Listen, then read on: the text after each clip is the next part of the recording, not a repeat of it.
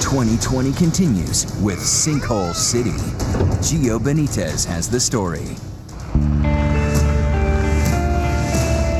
Welcome to sunny Florida, the sinkhole capital of the nation, a hole that can bury you financially or bury you forever. The bedroom floor just collapsed and my brother-in-law is in there. He's underneath the house. An enormous sinkhole swallows a family's home. Last week, there was big drama inside this little house. It was 11 p.m. on Faithway Drive, and Jeff Bush was in his bedroom.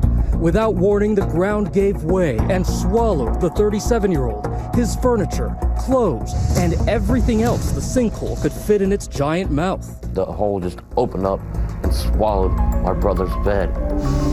Jeff Bush's brother Jeremy went into that same darkness and lived to tell about it. I was in that hole myself. I didn't care. The hole was still growing as I was in the hole. The concrete was still falling as I was in the hole. I didn't care. I really didn't. This man here is going to have to live the rest of his life seeing himself in that hole and hearing his brother scream his name.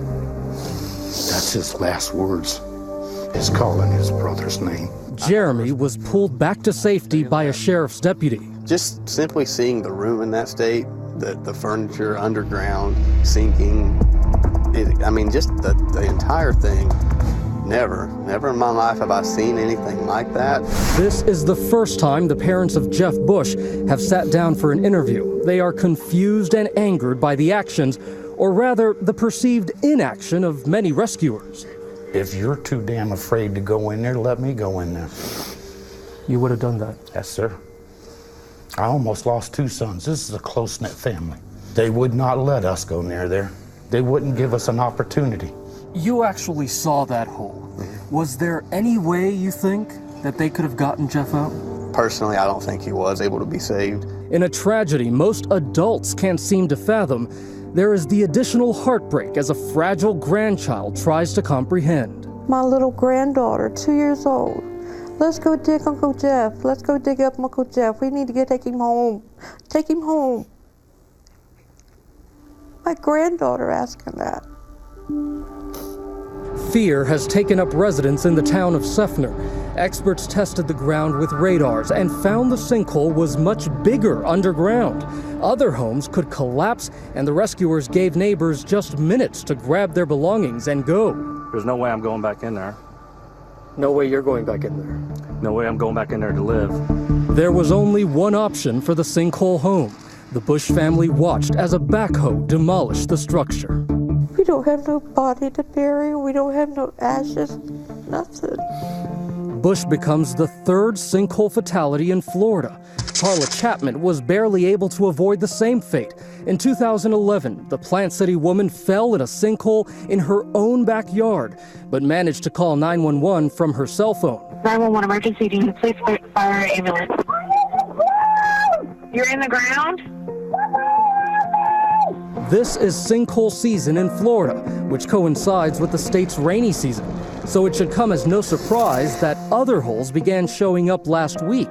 Sinkholes form when limestone, which is porous, is eaten away by water. The land above it, now without the support of the limestone, can dramatically give way at any moment.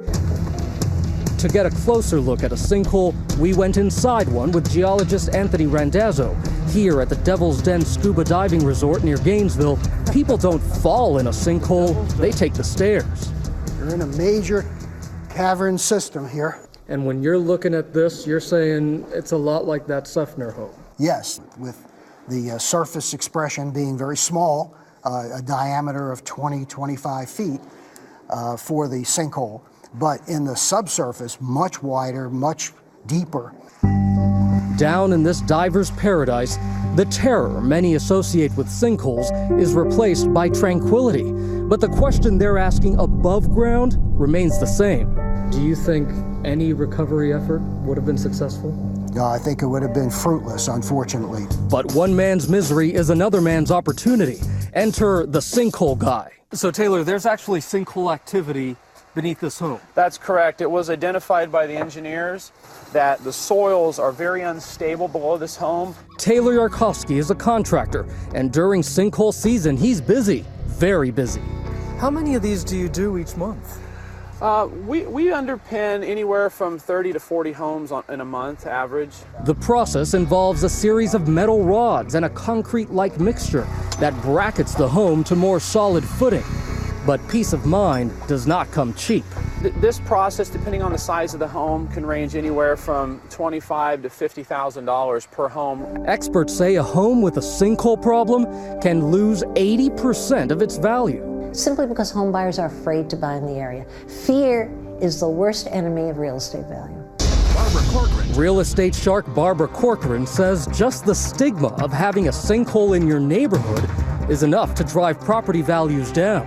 It could reduce the value of your home by a third, even 40–50%. Back at 240 Faithway Drive, property value is the last thing on the family's mind. While the infamous hole in the ground has been filled, the hole in their collective heart will remain. Love your children. Tell them while they're alive what they really mean to you. You can't do it after they're gone.